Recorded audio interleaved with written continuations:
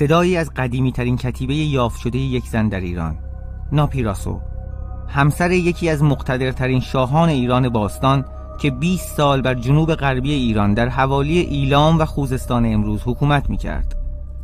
این داستان یادگاری‌های ارزشمندی است که از این زوج به جا مانده، تندیسی از ملکه ناپیراسو و معبدی از شوهرش شاه اونتاش ناپیریشا، یکی از منحصر به فردترین سازه‌های به جا مانده از تاریخ ایران. داستان این زن و شوهر به حدود 3000 سال پیش برمیگردد، به زمانی که تمدن ایلام پس از گذشت 1500 سال دوره جدیدی از تاریخ خود را آغاز کرده بود. راز این داستان بزرگ را از اینجا فهمیدیم، مکانی در 40 کیلومتری جنوب شهر شوش و کشف نیایشگاهی که حالا آن را به زیگورات چغازنبیل می‌شناسیم.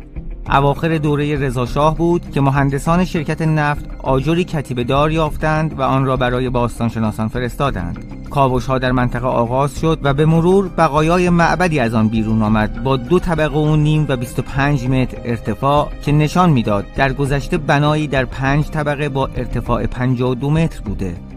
پیدا شدن کتیبه‌ای در این بنای باستانی راز سازنده آن را برملا کرد. من اونتاش ناپیریشا آجرهای طلایی را حکاکی کردم. من در اینجا این معوا را برای خدایان گال و این شوشیناک برپا کردم و این مکان مقدس را هدیه کردم. باشد که کارهای من که هدیه است برای خدایان گال و این شوشیناک پذیرفته شود.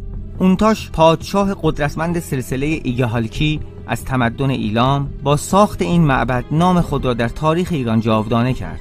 نیایشگاهی ساخته شده به صورت زیگورات، بنایی خشتی که به صورت پلکانی به سمت آسمان می رود و سالمترین و بزرگترین باقی مانده آن در جهان همین معبد است. جایی که امروز آن را زیگورات چغازنبیل به معنی زنبیل وارونه می خوانیم و در روزگار خودش زیگورات دورونتاش به معنی شهر اونتاش نام داشت.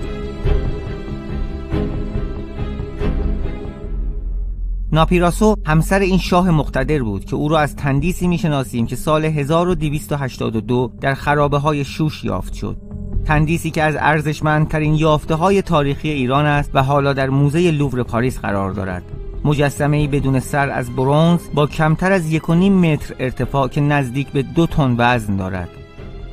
از ناپیراسو چیز زیادی نمیدانیم جز آنچه بر دامن تندیسش حک شده. من ناپیراسو همسر اونتاش ناپیریشا هستم. هر کس که بخواهد مجسمه مرا تصرف کند، هر کس بخواهد آن را در هم بشکند، هر کس این کتیبه را خراب کند و یا نام مرا پاک کند، باشد که مورد غضب خدایان این شوشیناک، نیپیریشا و کیریریشا قرار گیرد و نام و نسلش از میان برداشته شود.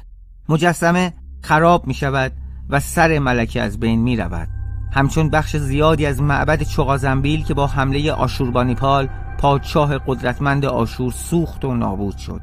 همان کسی که بعدها پادشاهی ایلام را در هم کوبید و احتمالاً عامل اصلی تخریب مجسمه ناپیراسو است و هرگز هم به نفرین او دچار نشد.